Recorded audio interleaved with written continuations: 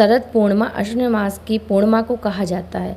पुराणों के अनुसार देवी लक्ष्मी इसी पूर्णिमा की तिथि को समुद्र मंथन से उत्पन्न हुई थी, इसलिए शरद पूर्णिमा की रात का हिंदू धर्म में अपना विशेष महत्व है।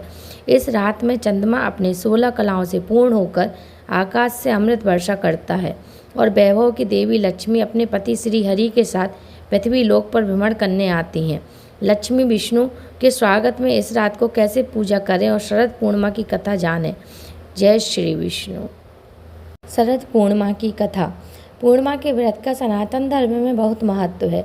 हर महीने में पड़ने वाली पूर्णिमा तिथि पर व्रत करने से भगवान विष्णु और माँ लक्ष्मी की विशेष कृपा होती है। माँ लक्ष्मी और श्री हरि की इसी कृपा को प्राप्त करने के लिए एक साहूकार की दोनों बेटियां हर पूर्णिमा को व्रत किया करती थीं। इन दोनों बेटियों में बड़ी बेटी पूर्णिमा का व्रत पूरे विधि विधान से और पूरा व्रत करती थी, वहीं छोटी बेटी व्रत को करती थी लेकिन नियमों को आडंबर मानकर उसकी अनदेखी करती थी। विवाह योग्य होने पर साहूकार ने अपनी दोनों बेटियों का विवाह कर दिया। बड़ी बेटी के घर समय पर स्वस्थ संतान का जन्म हुआ। संतान का जन्म छोटी बेटी के घर पर भी हुआ, लेकिन उसकी संतान पैदा होते ही दम तोड़ देती है।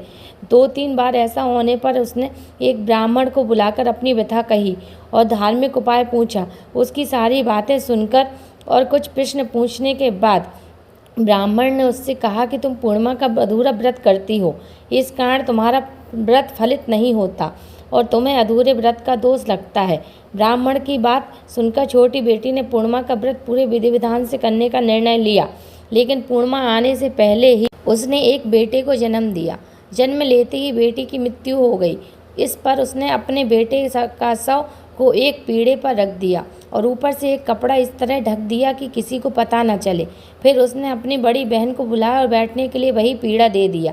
जैसे ही बड़ी बहन उस पीढ़े पर बैठने लगी, उसके लहंगे की किनारी बच्चे को छू गई और वह जीवित होकर तुरंत रोने लगा।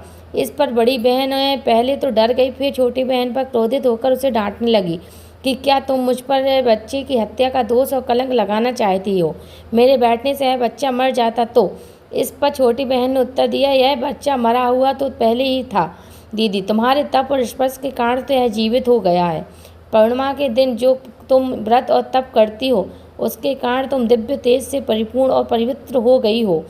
अब मैं भी तुम्हारी ही तरह व्रत और पूजन करूँगी। इसके बाद उसने पूर्णिमा व्रत विधि पूर्वक किया और इस व्रत के महत्व और फल पर का पूरे नगर में प्रचार किया। जिस प्रकार माँ लक्ष्मी और श्री हरि ने साहूकार की बड़ी बेटी की कामना पूर्ण कर सौभाग्य प्रदान किया, वैसे ही हम सब पर कृपा करें, गलती को क्षमा करें, अधूरी को पूरी करें। जय श्री हरि।